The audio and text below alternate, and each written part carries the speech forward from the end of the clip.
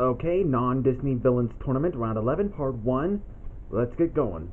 So we start off with the prologue. We are, set into the live-action universe. We see that the Legion of Darkness has assembled with the new members. There's Muriel from Hansel and Gretel Witch Hunter, which I have not yet seen yet, but I think I'll leave the link to the trailer, or maybe the review.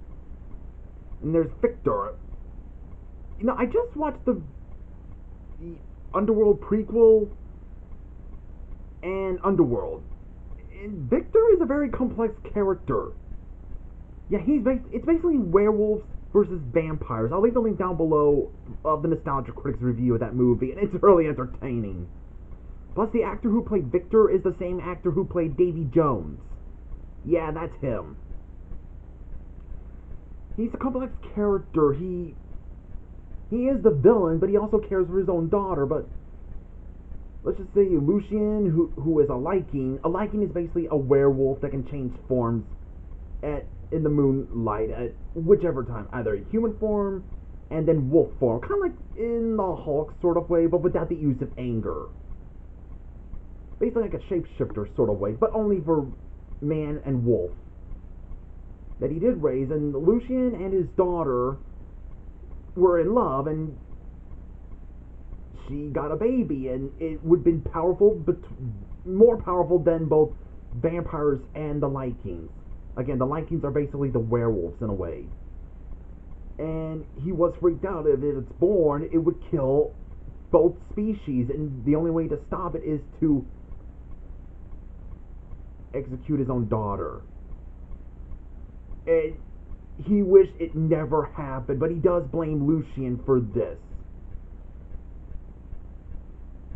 But even after you see him say his sentence is to execute his own daughter, he does shed a tear. That he really does care for her.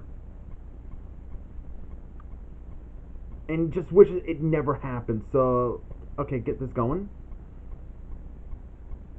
We see Lady Van Tassel from Tim Burton's Sleepy Hollow, The Brides of Dracula. And there's Crowley. Hold on.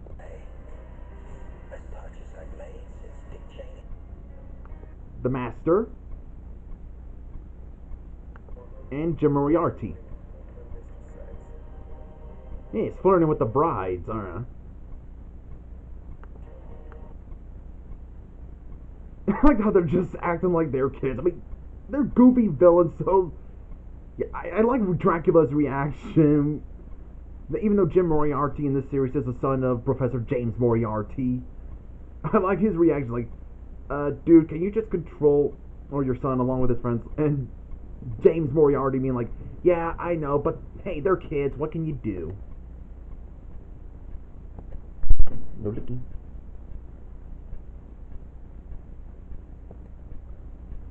Well, I guess the flirt kind of failed or something. What? Will be no failure. I promise you. I did it. It's gonna start very soon.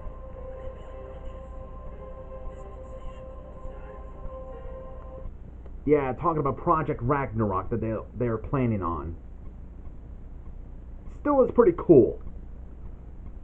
I just think Project Ragnarok is just really awesome. I don't really care for Charles Z. Britannia. I just really love that they're going into the Project Ragnarok because, again, I really like Code Geass.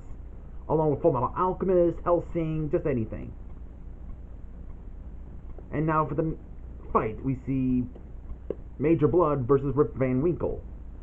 So I guess after Cobra's downfall, Major Blood began to work for the government, just sell weaponry. So he was sent to, let's see, hold on, how did it go again? Yeah, as a freelancer, providing weapons and aiding governments that pay him in high quantities. He is surprised by Rip Van Winkle, who was ordered by the Major and Cobra Commander.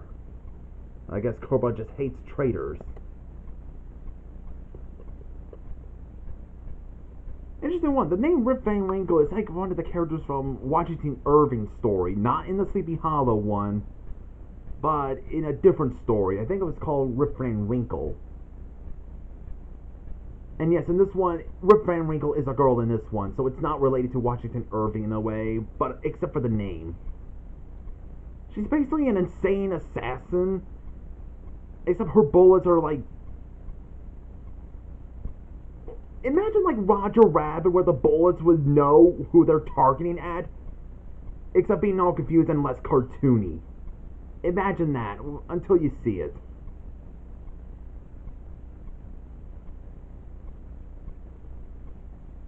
Yeesh, that's just violent. Yep, vampire Nazis. I mean, come on, vampire Nazis is the least offensive and uncomfortable than the real Nazis. Yeah, it kind of shows how insane she is. Well, she's just knocked down.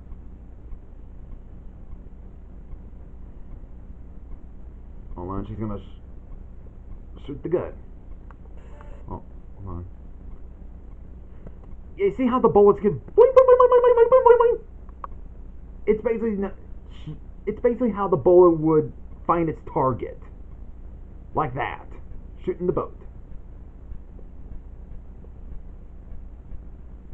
So, Rip Van Winkle wins the next fight. Baxter Stockman versus Destro. Mock, with his newly ally, sends him to find any technology at Cobra's base which he thinks would help him with his master plan. So Stockman shows up in that giant machine, along with Destro, who's using a tank, which I think it's a tank.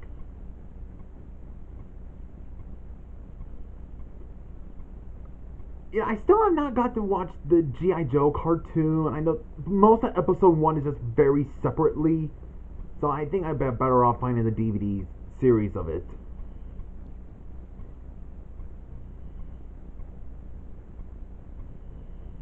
Just sort of watching.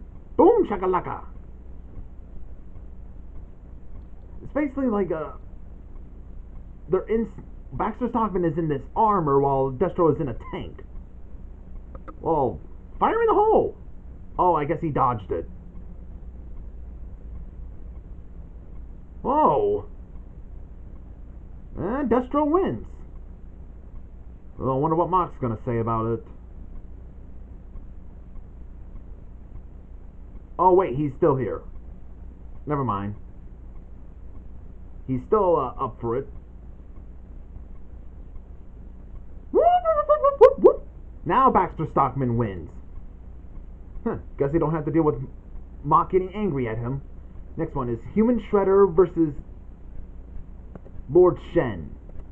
We see Lord Shen is gathering his armada going on, basically his army and his weaponry. But then Shredder shows up. I wonder what he was doing in there. I guess he's doing the whole ambush thing. Actually, I think this fight is interesting. You got two Kung Fu masters fighting each other.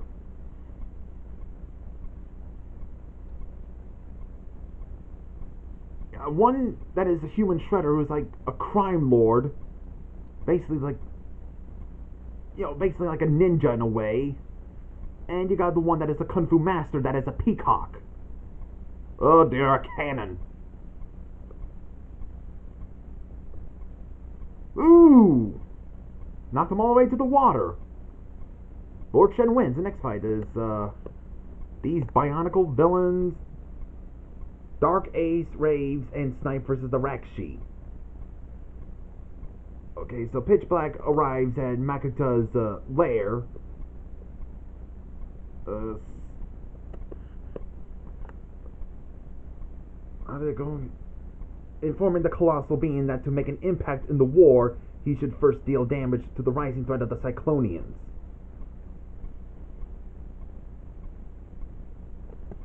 Okay. So Makuta sends his minions to go after to attack anyone that's Cyclonians. It's been forever since I've seen Stormhawks. It used to be on Disney XD.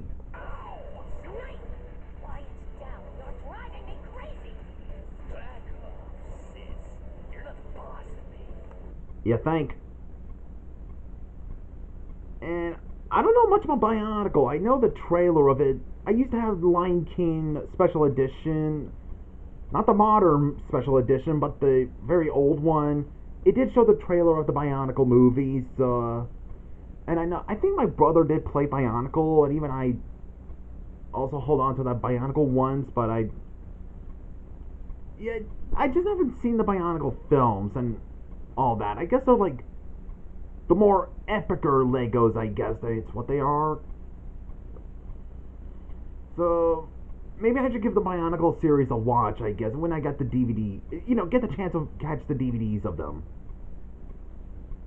I mean, there's a lot of series I need to catch up that were used in many wars.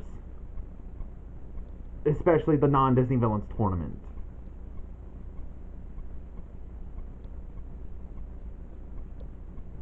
Oh, that hurt, Dark Ace.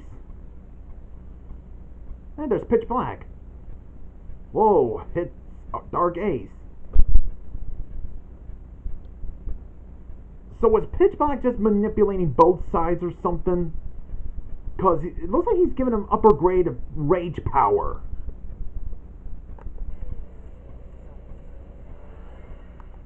Okay, if you guys didn't hear it, he said finally, someone who knows how to have a little fun. Yeah, that's Pitch Black. He's always the manipulative person. But he's still awesome. And next one is Muriel versus Saruman. Okay, so... Oh, no, wait. It's not. It's Victor versus Captain Hook. Duh! Saruman talks to Hook, mentioning that they need to intervene before the Legion can take further actions.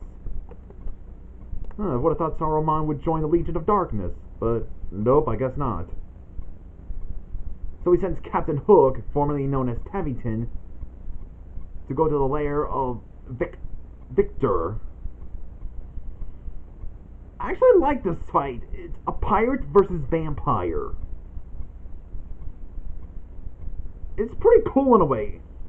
But I do wonder, if Captain Hook were to end up in, to be transported to the hand-drawn realm, would he become the Tim Curry Captain Hook from Peter Pan and the Pirates? Now that, I think, would be interesting.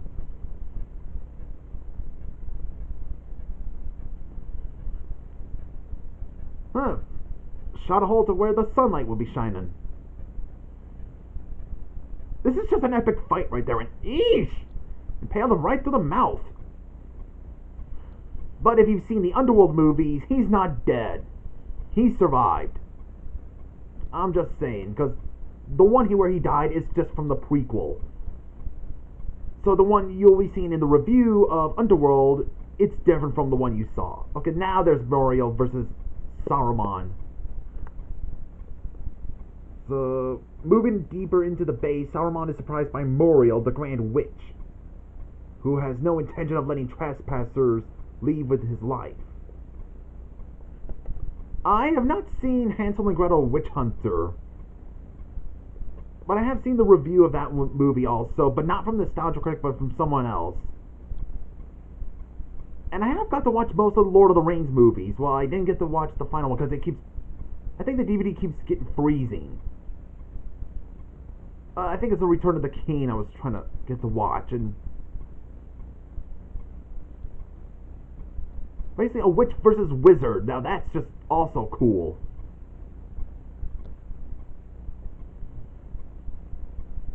I think I should leave the links to both of the 3 reviews: Underworld, Hansel and Gretel Witch Hunter, and Underworld. I think that's it. What was that? Muriel is getting the runaway! Okay, so I think I'm going to stop right here, so see you guys in the next part.